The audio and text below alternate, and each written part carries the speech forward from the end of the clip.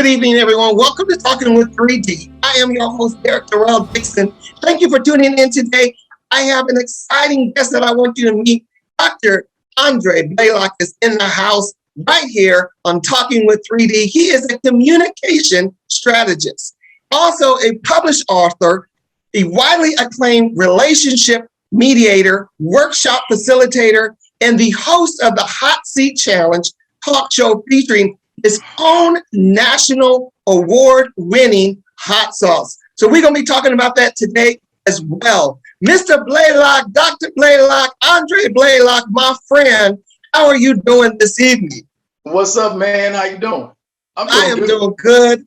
I would be doing better if I had a shirt like that. We can get like that. You got to come out here and go to my little boutique. See, I got my little places that I go to, and you ain't gonna find them just in your regular stores. No, that's not off the rack. That's definitely not off the rack. But you sitting there looking cool and everything as usual. Usual. Hey man, thanks. Hey. Thanks for having me. Appreciate it. Hey, I'm so excited. Listen, anytime I am excited to have you. If you appeared on Dr. Phil, and now you on Talking with 3D. I'm like, hey, I'm feeling good right now. I'm feeling good. Man, Dr. Phil keeps that studio audience on like Eskimo. Man, it's so cold in the darn studio, bro. But anyway, I'm glad to be here. Thank you for having me. I hear that a lot. That when you go into a lot of the live audiences, that they keep that on like an icebox in there. Yeah, man. I don't know if it's to keep you alert or what it is, but this virtual world, we're comfortable in our homes and feeling good and everything. But listen, when I get my studio, I'm going to put it on icebox too. I bet you would. Light-skinned people do stuff like that. Listen, again, thank you for joining us. This is Dr. Andre Blaylock. Again, he's a communication strategist. Let's just get started. Tell me or tell our audience, what is a communication strategist? A communication strategist is a person to help you get out of your own way. A lot of times communication occurs on the listener's terms. A lot of times when we think of effective communication, we think about getting our message across in a way that the person who's listening to us will understand us. But if you don't take into consideration the person that you're talking to, their habits, their mindsets, and you communicate the way that you would like to be spoken to, you might miss it completely. So a communication strategist will help you kind of slow down, learn who it is that you're talking to, and kind of frame your dialogue to that particular situation. But you said to get out of your own way. And I think that is a big problem when people, I think they get into it too much. They get in their head too much. So therefore, when you're dealing with relationships, it's hard. I myself get in my way. I feel like, a lot of times I'll tell myself, oh, you too selfish, you too this, you too that. So therefore, I always block my relationships before they even start. Mm-hmm. So you have a whole conversation with yourself, and another person ain't even involved in it. Ain't nobody involved in it. And I've already talked the other person out of the relationship. I probably ain't even met that person yet. Yep, exactly. I haven't even met them yet. So, when you're working as a communication strategist, are you working with more on the male side, the female side, both sides? How does that work? Because I think if I'm sitting in a room, are the men able to say what they want to say? Are the females able to say what they want to say when their mate is there?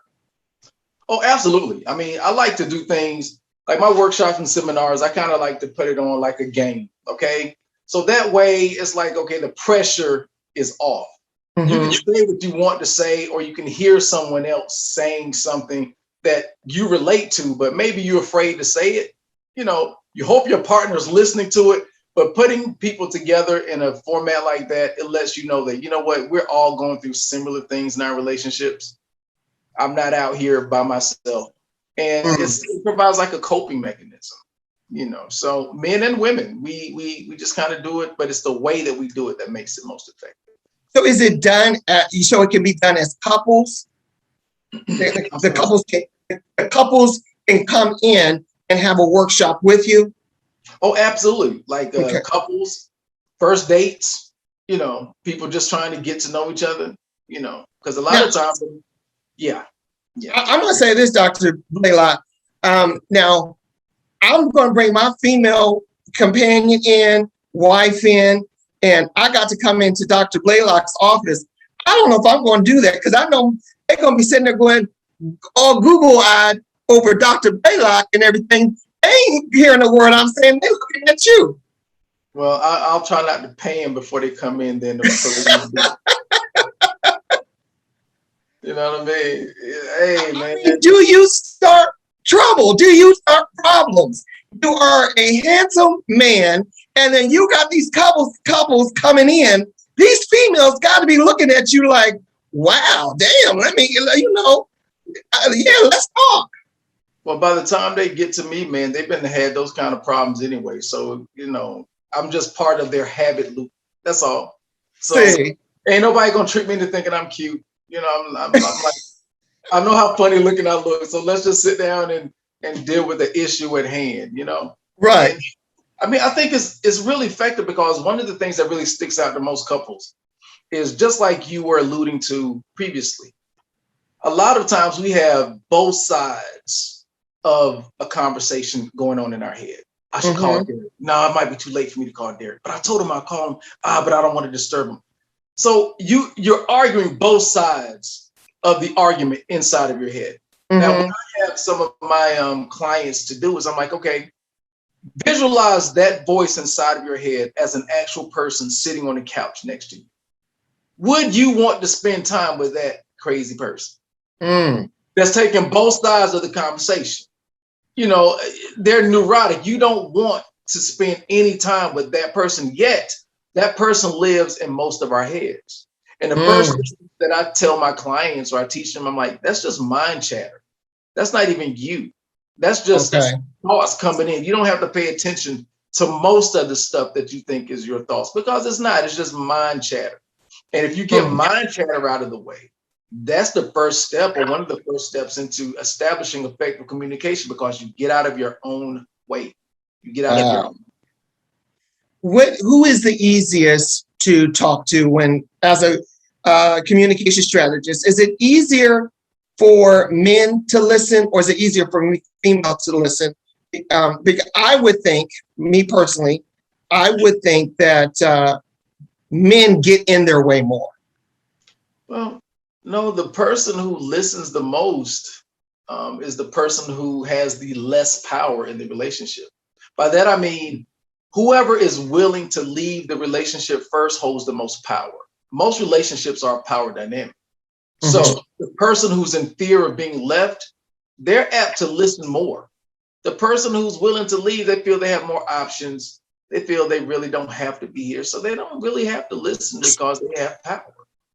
So it's not easier to talk to a male or female. It's just whoever holds the less power at the time. So, okay. So you have, as a workshop, and these couples are coming in, they're trying to get their marriage together, like you say, going on first dates and everything. If I'm going on a first date, what kind of communication, what would be the problem? Is it the fact that it's more so, like I was saying, it's more so me, where I don't know if I'm able to even go out on a first date with someone? Are you helping them work through the fears of going out with someone? Because I'm not sure if going on a first date, why I would need a communication strategist. Well, pretty much not. You wouldn't on the first date. I mean, you would attend one of our workshops or game nights just for something to do. It's called an IRL event, in real life. A lot of these people meet online, but they don't know what to do outside of dinner or movies or out for drinks. So an IRL event, in real life event, might be like a hot seat challenge battle of the sexes event, where y'all can kind of come in And then we talk about relationships in a fun way. There's a panel up front, so you get to choose whether or not that they have to suffer through these hot sauces. And we just kind of talk about issues, you know what I mean? So first dates, not really. I mean, we don't do couple stuff. I mean, the Single Lady Survival Series, I have something called SOS, Stuck on Stupid, Isms, Expectations, and Why You're Single. Now, that's a smaller group. And depending upon if they want 1 day or 2 days, first day is theory. The second day, we put everything we learned on the first day into practice. Like, for instance, a lot of women have a hard time approaching men. They feel that real men should approach. They're afraid of rejection. I'm like, well, a lot of men are afraid of rejection. It's just that we're socialized to take it. But if you like Derek, if you walk up to Derek and you ask him out, well, you might feel that you're being a little forward, a little fast or whatever, and he might not respect you. But if you give him a chance, like, hello, how you doing? I'm sorry, my watch stopped. Could you please tell me what time it is?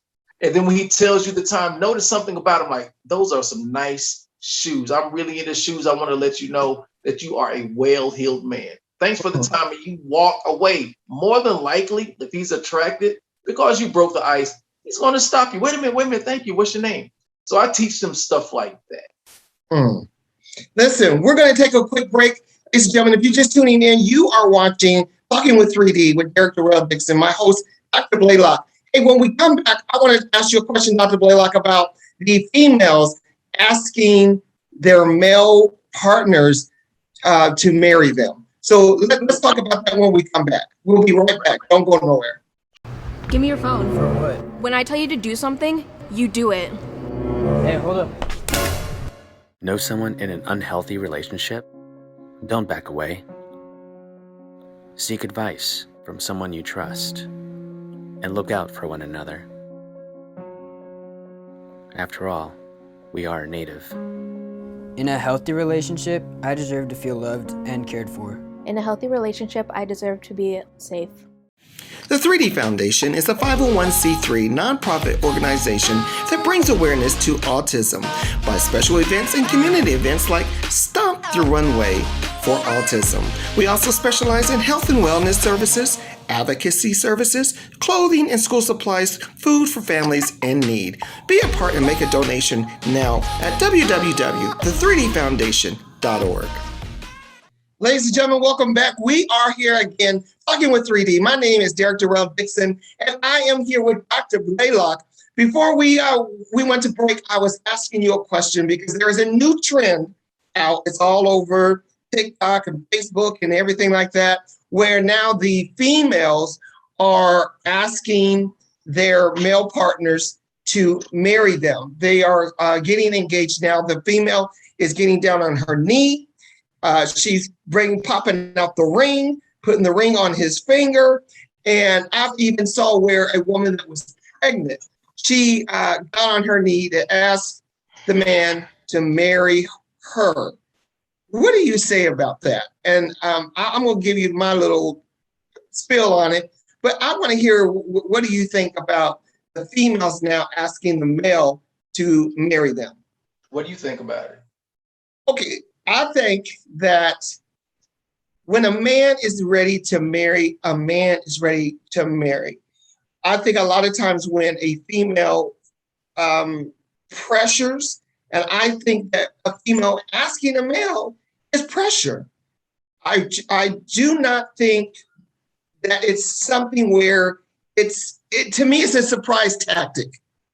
I just don't see where a man would allow a woman's, maybe it's just the illusion of the woman getting down on her knee and asking this man to marry her. And to me, if it's not like, I'm not trying to be traditional about it, but it's the fact where it's just not something I feel a man would be comfortable for a woman to come up and say, will you marry me? Right. It just doesn't, I don't know, something about it just doesn't feel natural, if I can say that, or something where I just think that it's a pressure tactic. I guess that's a way to look at it. I mean, it runs counterintuitive to everything that the way we're socialized. Uh-huh. It's supposed to be a man's domain, but I've been proposed to twice. I'm not saying that the women have gotten down on their knees. They didn't, but they absolutely asked me to marry them. So I didn't. Go ahead. was it more of a conversation, or was it like, will you marry me? It was like, will you marry me? I mean, we're a few years in, but see, what we got to understand now is that a lot of people have looked at the statistics, the data, they looked at the results that our parents were getting, and they said, you know what, that really didn't work for y'all. So y'all raised me this way, but it's not working for you all. So why do I have to wait for something that I want? If I want a job, I go after my job. If I want a particular career, if I want whatever it is that I really want, that I say I want, I apply effort to that. And some of the ladies are looking at it like, okay, well, if I want you and we have this relationship, some are just, they know men are scared. Some men might want to ask the woman to marry, but they're scared of rejection. So the woman is just, stepping up to the plate. Now, right or wrong, I'm not here to make that judgment call. It's different. It's different. Just the way we're socialized. I mean, we may say that it's a man's job to do it, but says who? Just because it was done that way. So how did it make you feel when she asked you, will you marry me?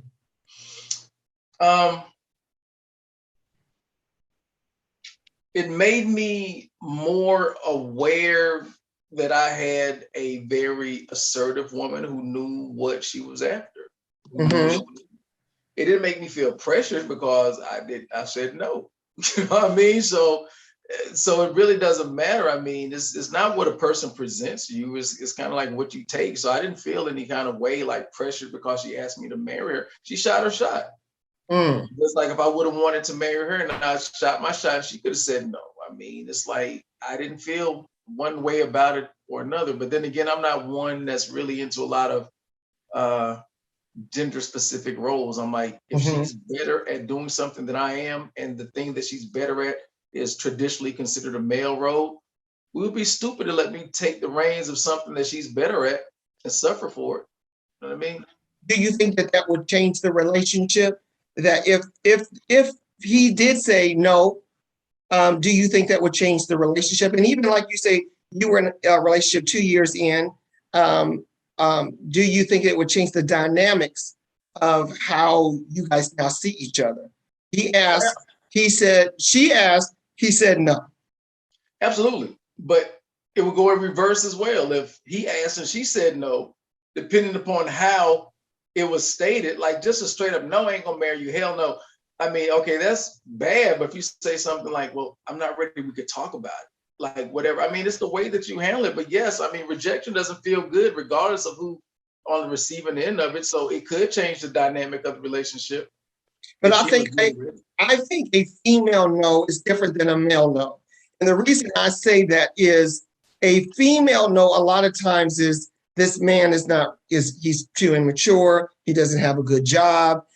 He doesn't have this. He's not that. So I think a female no is different. I mean, do you females know what's different than a male's no? I think that. I feel like a female telling a man no would be a different no than a man telling a female no.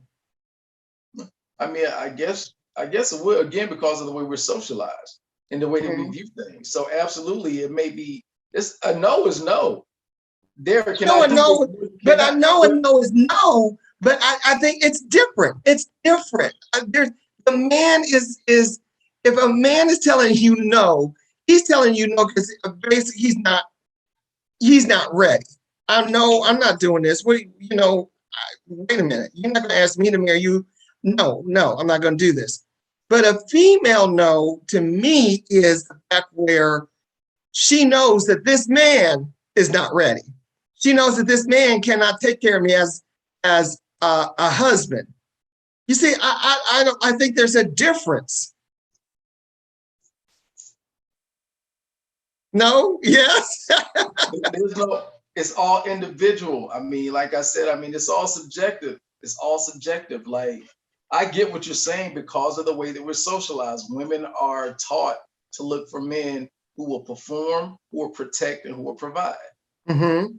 Those are the 3 Ps. I get it. And if she feels that those 3 Ps are not going to be like demonstrated in a marriage, then she may say no, especially with the provision part, which is something we really need to discuss in the 21st century, because he ain't gonna be sitting around taking care of you like you think he should, and he's paying all the bills and stuff. Because the average black man, if you're dating a black man, makes between $29,000 to $33,000 a year. So let's just give him a raise of $40,000. You ain't gonna just sit back and chill out with a dude making $40,000, and he, you know. So a lot of times we want what we want, and sometimes we want it at the expense of something that could be better. But just getting back to the no's, no is no. How we feel about it and how we process it is an individual thing. You know what I mean? So you might be right as far as like women feeling some kind of way, or men. I get it. I get it. But women are asking now, to get back to the original question, women are asking now because if they love you, if they're already building something with you, because let's be real, you can't tell the difference between boyfriend and girlfriends in monogamous relationships and married people most of the time. They're living together, they're having kids together, they're spending their money. I mean, you cannot tell the difference. A woman is like, look, we're already 3 or 4 years in. I want to be married. Will you marry me? Now, if the relationship is great and he's already there, you know, again, if you got a dude that's shucking and jiving and stuff, and you just got to get to the why. I mean, again, it goes to the why. If he says no, why? He could be apprehensive. Has he been married before? Has he been divorced before? What did that divorce look like? You know what I mean? Right. She take for everything else. There's reasons behind everything. So no doesn't mean forever. No could just mean not now. Right. Yeah. I think the dynamics for marriage has changed now too. Like you're saying, you know, people are, I see so many, especially young couples, having children, buying homes, and they are not in a marriage, in a committed, relationship. I can't say it's not committed, but, you know, marriage is the signing of the paper and going through the whole ceremony and the I do's and all that. So would you suggest that? Do you think that that's wise? Because I do see a lot of that now where, you know, couples are having the families now, they're buying the homes now, they're buying the cars together now. Is that wise? I'm not gonna say it's wise. It just depends on what it is that you want. There's something about a contract. There's something about signing your name on the dotted line. There's something about words on paper that are real. Now, I'm not saying that a person is going to love someone more than they do currently if they get married. I'm not saying that they'll be more committed or less committed if they get married, but it's something about taking thoughts in your head, transcribing it on paper, that makes it seem real. So the reason that a lot of people are not getting married these days is because, when they see the divorce rate and they're believing that half of people who get married get divorced, well, that doesn't really take into consideration the people who stay together 30, 40, 50 years. You know? Right. And they're scared of a sense of loss. If I get married to you, I feel stuck. Okay. You know? If we're just doing this thing together, I just don't feel the pressure, like I'm just boxed in. And sometimes I guess it's just the way we process it or think about it. Marriage is still a fantastic thing for people who want to be married. Right. It's just a lot of people are buying into the substitute. It's like any trend that catches on, more and more people do it. It doesn't make it the best thing necessarily. It doesn't make it the worst thing. It's just a trend. I think some people are meant to be, and some people marriage is not meant for you. But listen, with that said, we're going to be right back. We are here with Dr. Blaylock right here on Talking with 3D, and we're going to come back and we're going to talk about the hot seat challenge. Let's see what do it. that's all all about. Let's see if you don't go anywhere. We'll be right back. Because I love you. I want to be your only guy. Because I love you, skip class with me. Let's stay in bed today. Because I love you, I just want to be with you so freaking much. Because I love you. I waited for you after Chem Lab. You were walking with Mark? Because I love you. You shouldn't be hanging out with that dude. You should know how dumb that makes me look. I don't care if she's your lab partner. Why do you have texts from him? Because I love you. This number, Delete. Because I love you. This Jason number. delete. And Ben, Delete. because I love you, I should smash your phone. I'll let you give me your password instead. Because I love you.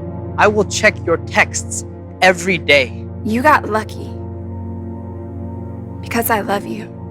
Because I love you. You think it's okay. Because I love you. You understand. Because I love you. You stopped talking to your classmates. And you feel completely alone. Because I love you.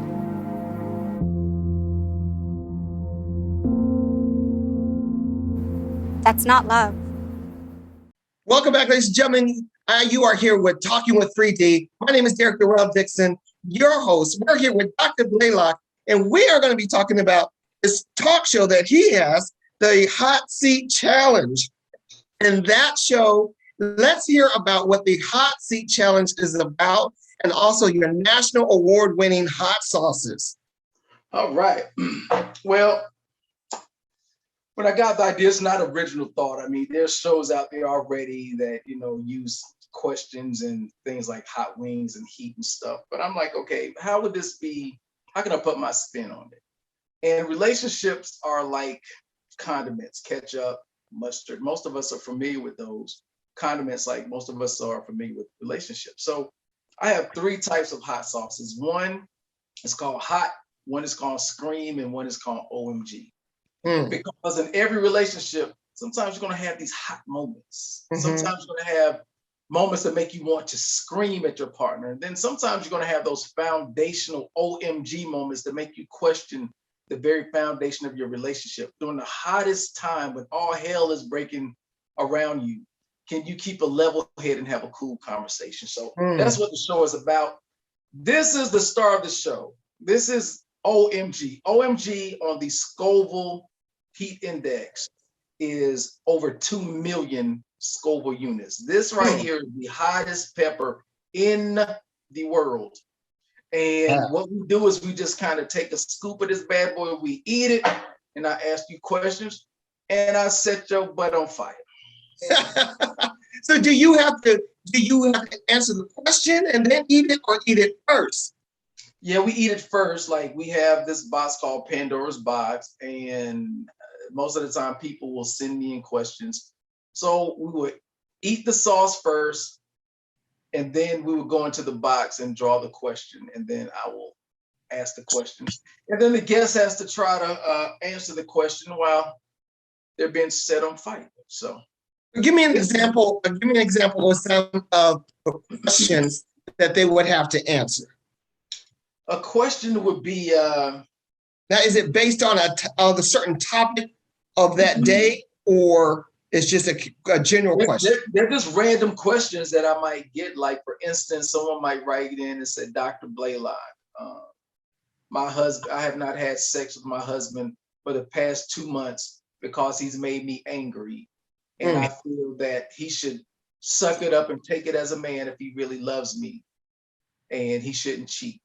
And I might ask that question to my guest, and we see what they say, And like I said, the star of the show are the hot sauces, because, I mean, people like to show up for the train wreck. People like to see people suffer on some little sadistic level, but it's also cool to get feedback on the relationship question, So a lot of the guests have very interesting things to say, and I like it. So how does one send in questions, and then where do we get to see the Hot Seat Challenge?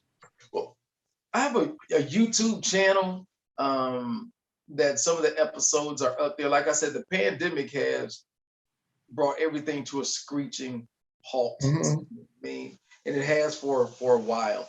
But I have a few episodes on YouTube, and I'm looking to start it up Okay. again. And the way people will submit the questions, either they do it via Facebook, they do it via IG, or they go to ANDREBLAYLOCK.com. They just submit a question to me via the mail service there. So let's talk about something that you just said, and I want to get your feedback on this. The pandemic again has affected so many people's lives, so many people's marriages, relationships in so many different ways. How do you feel like the pandemic, being in a pandemic, we were sequestered in our homes for a whole year, and some people still going through it? Did it? How do you think the pandemic? Do you think that it may have changed relationships, ruined relationships, bettered relationships? What did you think all the above? All of the above. The pandemic made you come face to face with your choices. Mm-hmm. You know what I mean? You pick that joker. You know what I'm saying? So it's like, okay, it's easy when you have to go to work 10, 12, 14 hours a day, some of these jobs.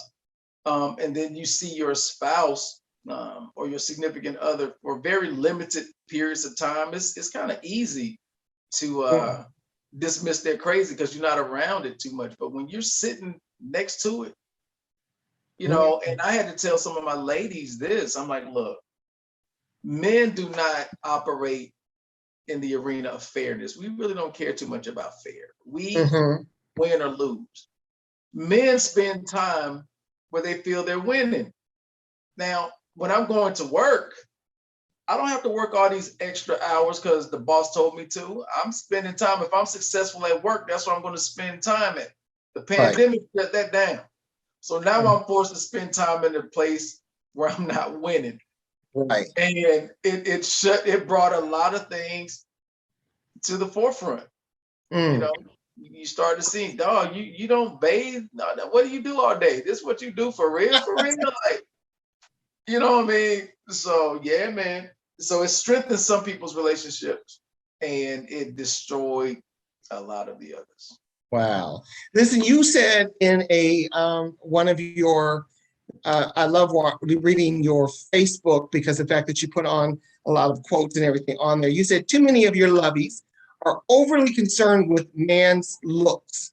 Men are not meant to be the fair gender. We are built for strength.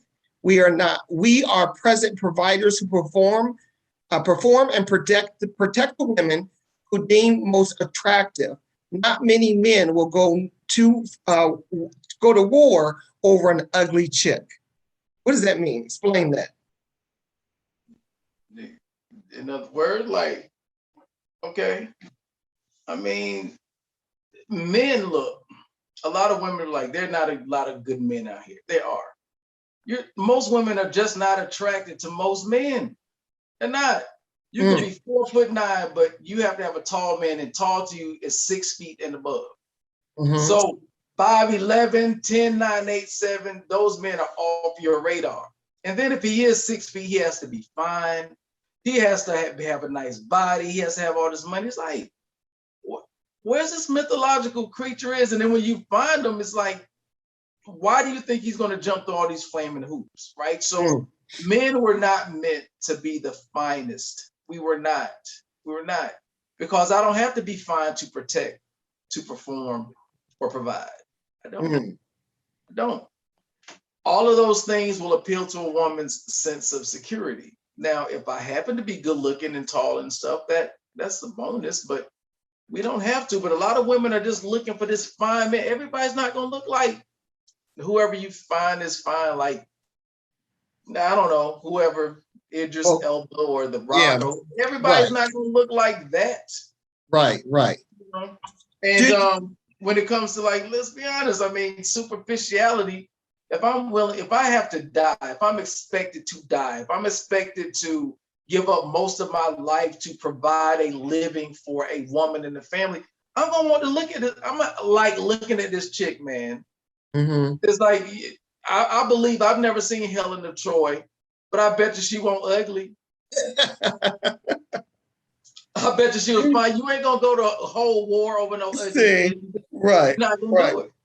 So that's what I was trying to say. I'm like, look, like, okay, superficiality, I'm a superficial dude. I'm just going to put myself on blast. I'm superficial, but I've learned that I could miss out on a lot of great opportunities and wonderful relationships with women if I keep my standard on 9.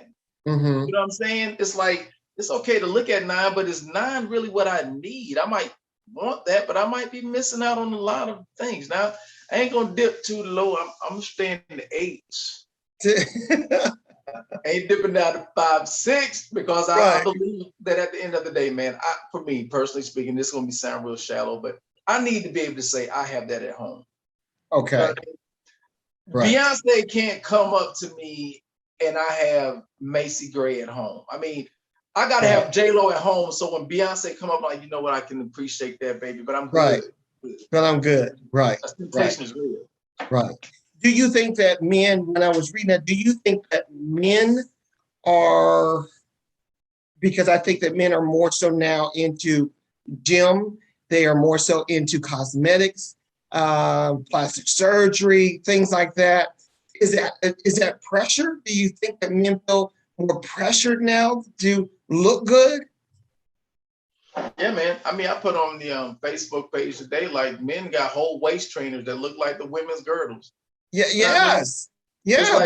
Like, I understand the neoprene things that we used to wrap around, but no, these are just straight up waist trainers that they wear under their clothes. I mean, as part of their garments now. Yeah, man. It's like putting on your underwear, put on your waist trainer. Man, they got muscle shirts that they putting on up under there. I mean, to make the biceps and stuff. I mean, it's like, look, it's real, man. A lot of the stuff is just switched. We're watching what men used to do and not do. It's flipping. It's kind of like now, well, if a woman can wear a waist trainer, why can't I? Right. If a woman can wear a weave and I'm bald head, why can't I wear me a man weave? You know what I mean? So all that stuff is subjective, but then you got to think after a little while, okay, people like, why? What's wrong with you? You know what I'm saying? It's like, what's wrong with you being a human being, not doing? Part of effective communication, a lot of times it's like, if I was to meet you, I'm like, hey, so what do you do? It's like, what you do and who you are, two different things. And a lot of times it's just, we're so impressed or we're so, we want to be accepted so badly that we're following certain trends. Like I've known you for years, and the way that you wear some of your fashion, you know who you are. Yeah. A lot of people would not be comfortable wearing what you wear because they don't have the confidence, they don't have the sense of self to be able to pull it off. So they follow the trends. And all this is just a trend. Like if you have a lot of women sitting up there on social media saying, I like this, I like that, this is fine. Well, then you're going to feel compelled to get those likes to do that. Right. Yeah. But if you're a person like Derek, you're like, I don't give a damn. This is me. You like it or leave it, because there's somebody, there's enough people out there that's going to like it that you don't have to. Right. Right. You know, but I think that there is so much pressure between, you know, television and everything now. There's so much pressure to have the six pack, to have, you know, a certain shape. And you really don't even have a six pack anymore. Like you said, put on the waist trainer, it's going to make you look a certain way. It's going to make you feel a certain way.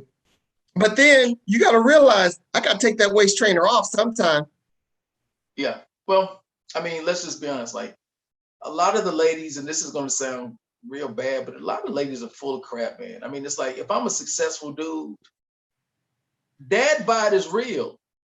There's so many studies that say women might want to mess around and have a fling with the Arnold Schwarzenegger body. But when they settle down in real relationships, they don't want that. It's too much. They were like, okay, that's too much pressure. He's into the gym like that. I want somebody normal. I want somebody real. Normal. Right. So you can have the six packs. Go to the strip club if you want to see that. But don't expect every man that you see to have that.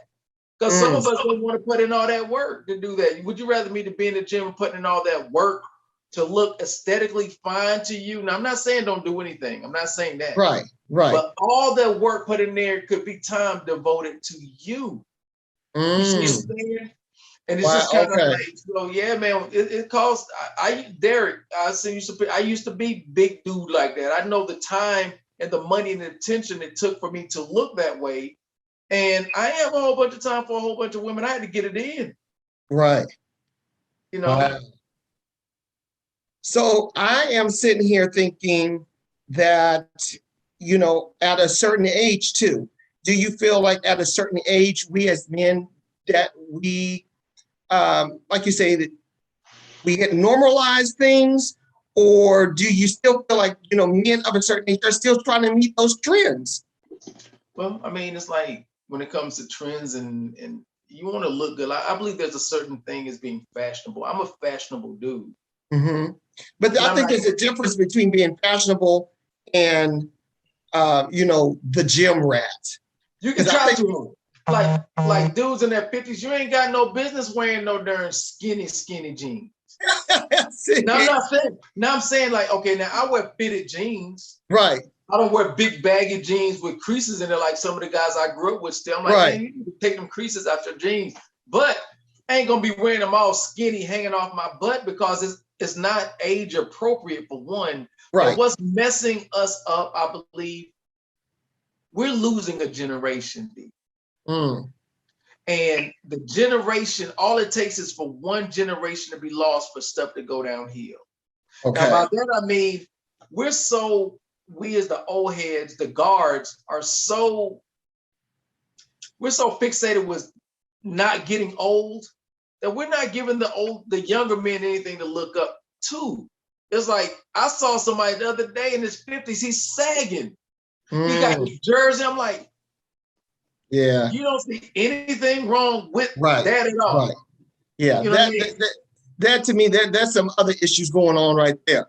That, you know, we could be going on to a whole different topic, but that's to me that there has to be some type of other type of issue going on with this person. If you still sagging your pants and you in your 50s, mid-50s, something's wrong. Yeah, that too. But I'm thinking like, okay, going at our age, we're in our 50s. If it's a habit, like anything, bad habits are picked up over time. We fall out of shape over the years. Right. So if we're looking like, okay, if we maintain a level of physicality most of our life, we're not gonna have a problem with our weight. It's just that when you fall out of shape, it's hard to get back in shape, and then you start normalizing unhealthy behaviors. Like me, I like to compare myself to people who are doing better, like 50s. Why not look at a LL? Why not look at a Lenny Kravitz? Why not look at those people? People say, well, yeah, they have chefs and they still got to eat the food and go to the gym. Right. You might not have to look like that, but you can do something. You ain't just got to fall out of shape and look like an Oompa Loompa in your 50s. So what do you think about when Will Smith came out with his picture and just showed that he was out of shape? And then all of a sudden, that was a fad. Everybody is taking their Will Smith picture, showing themselves out of shape. And, you know, like you said, but he can get, you know, he has a personal chef, he has a personal trainer. So he's going to whip that right back into shape. So now that the men that were posting their pictures, now he's back into his Will Smith body. How do you know, what do we do with that? Because again, I don't have my personal chef. I don't have my personal trainer. Well, it was a challenge. So dad bods, even on college campuses, and it's been this way for over the last 6+ years, college girls prefer dad bods. Like even in the boys that they date in college, they're not trying to date rock body. They're just, there's no comfort in that. So getting back on Will Smith, that's normal, right? So he can get in shape. He can get in shape for a movie, but there was a challenge. He said dad bod challenge. So he challenged everybody. If I look like this within the next, I forgot how many weeks he was, but people were posting those pictures before, and they're supposed to be after too. So he wasn't saying this is what I look like, just accept it. No, it's like this is what I look like now, but I kind of fell out during the pandemic.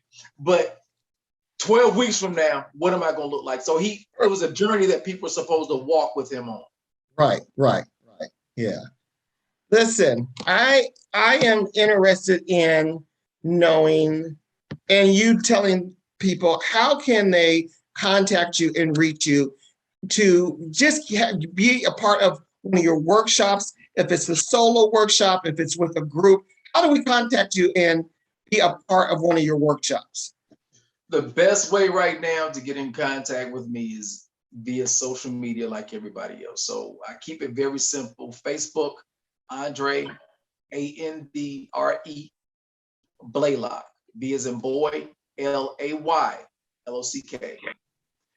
That's Facebook, and that's Instagram is Dr. Andre Blaylock, and my website, ANDREBLAYLOCK.com. If you go to ANDREBLAYLOCK.com, you get to read some of the blogs. There's an opportunity that if you want to, you can book me directly online for one-on-one consultations or workshops and events, or you can send me an email and we'll just kind of chop it up from there. ANDREBLAYLOCK.com. So do you run, because of the pandemic and everything, are you doing a lot of virtual type of counseling, communication strategies and things like that? Or is it mostly virtual at this time? Yeah, a lot of times, man, it's like now it's like one-on-one for the reasons that you said earlier. This pandemic has left a lot of relationships in shambles, and people are calling like, I thought he loved me. I thought that she loved me. I'm like, yeah, love is one component, but sometimes like what love got to do with it? It's like, how have you been treating them and stuff? So we've been doing a lot of that, but typically, the one-on-ones, I would do those, but I'm really more of a workshop, get a group of people together kind of facilitator, like infotainment, because it's easier when you're in a group of people with strangers and stuff to hear something that you're feeling. Somebody else might say it and you didn't say it, but you can hear the answers and responses and get help that way. Sometimes people are just kind of, they're embarrassed to talk one-on-one. And some people, just to be honest, don't want to spend that money. Sometimes they'd rather talk to their best friend and get advice from their other single girlfriends or guy friends than to talk to somebody like me that might be able to give you some tools and strategies to get you from point A to point B. What is one of the best advice that you can tell let's talk about single men. The best advice you can tell a single man that is ready to start dating in 2021? Do your research, man. Stop trying to be the woman. Stop trying to be the man of a woman's imagination. Be interested. Have some stories, not lies, but have an interesting life, because women are tired of hearing the same old. They're tired of running these patterns. Now, when you get in a relationship with them, there's going to be some of the stuff that they expect. But here's what I would say to anyone, male or female, because I like to just deal with singles, period. A lot of times we're wondering, okay, I'm by myself. If I could only find this perfect person or this person I'm most compatible with, I would be great. But while you're single, there are a lot of things that you could be learning. And one of the things that I'm going to challenge you to learn more about is attachment styles. There are 3 basic attachment styles: secure, anxious, and avoidant. When you're looking across the table at this person, do you know how to recognize their attachment style? Because if you don't, you could be signing yourself up for heartache unnecessarily. You can still be friends and stuff, but sometimes you don't want to go deeper with the person that might be an anxious attachment style, because they're going to be wearing you out because they need validation from you. And if you say you're going to text them and you don't, they're going to be blowing you up. Why didn't you text me? Why didn't you text me? Why didn't you call me? So you need to know what it is that you're dealing with. So I would say quickly, instead of learning what your love language is, we've been talking about that, learn something about some attachment styles. You know what I mean? Because I'm going to tell you right now, in 2021, especially after pandemic, most anxious people are going to be dating avoidant people, because those are the 2 attachment styles that are most frequent right now. That's good. Do you think that the list the checkoff list, the perfect checkoff list? Do you think that's realistic? And then the perfect checkoff list is like, yes, okay, this person has this, they have this that I want. Yes, they have this personality. Yes, they have a house. Yes, they have the money. Do you think that's realistic? I mean, it's realistic because people on your checkbox, I mean, people on your list have those things, but that's a type. Like, okay, these boxes represent a type of person I'm looking for. But the problem with types, Derek, is types have a type. I might have all the boxes that you want checked, but I'm looking at you like, you better get on up out of here with your funny looking self, because you might not be what I want. Right. You know what I mean? Right. And if I can check most of those boxes, you got to realize a lot of people want the same boxes checked. Now, here's something, I'm gonna just kind of say this, I'm gonna try to keep it quick. The thing that frustrates me the most about women, because I deal with most of them, I did a workshop with over 200 women in it one time, B, and I had all of them, I broke them up into sets of 10. And I said, think about your last 3 relationships. And don't write the pros, because we're not going to have a problem with things we like. I want you to discuss the things that you had a problem with 3 of these men. Compile a list and give me the top 10 things that all of you all have experienced with the men. So they brought me the list. And I read the list out and I'm like, what do you think we should do with the list? And every one of them said, well, men should do this, and I think men should do that. And I listened and I'm like, do y'all hear what you're saying? There's over 200 of you. Each of you all picked 3 men from your last relationship. So thousands of men are represented in this number. You all gave me 10 things that most of y'all had in common with these thousands of men. And instead of saying, you know what, this is more than likely how men are. Okay. Maybe I should conduct myself that way. You resorted to the man of your imagination, that checklist, and you want men to be that. Men are not, we ain't trying to be your best friend and your confidant and your love and hear all your problems. Right. We ain't trying to do all that. Right. Listen, we got about 1 minute, and I wanted to ask this, and I meant to ask earlier, and we could have really dove into it, but just to get your perspective, do you think that people, because in 2021, I hear so much about different sexualities. We have pansexual, we have homosexual, we have bisexual, we have heterosexual, and other ones that there's so many that I can't even name. Do you think that we, how do these get formed? Do you think we hide behind these sexuality type titles? And, because to me, I feel like, and I think you said something earlier, I am who I am. I don't have to define myself by this certain sexuality title. Well, again, it's all subjective, man. I think you can talk about anything that you want to. You're going to have vaginas and you're going to have penises. Any way that you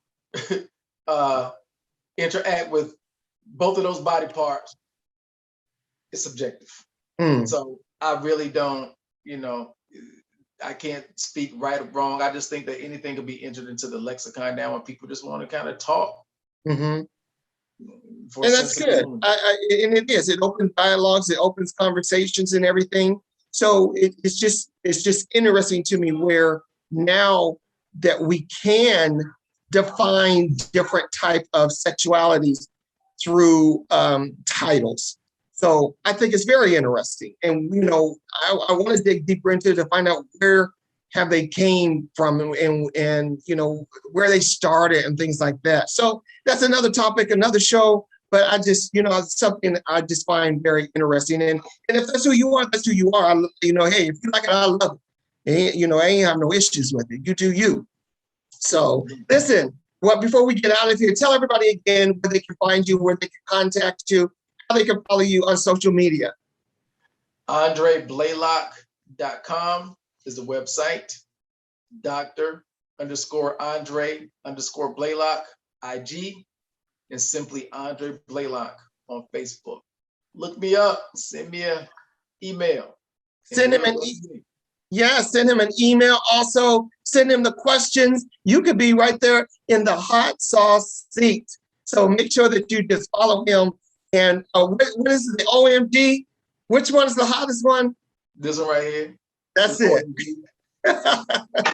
That's hell in the bottle right there. Hell in a bottle. I'm gonna get there so you can put me in the hot seat. Absolutely. All right. All right. Listen, ladies and gentlemen, thank you again for watching right here, Talking with 3D with my guest, Dr. Blaylock. Thank you, Mr. Blaylock, for joining me with Talking with 3D. I am your host, Derek Darrell Dixon. We'll see you guys next week. Thank you for tuning in. And remember, this is Real Talk for real people.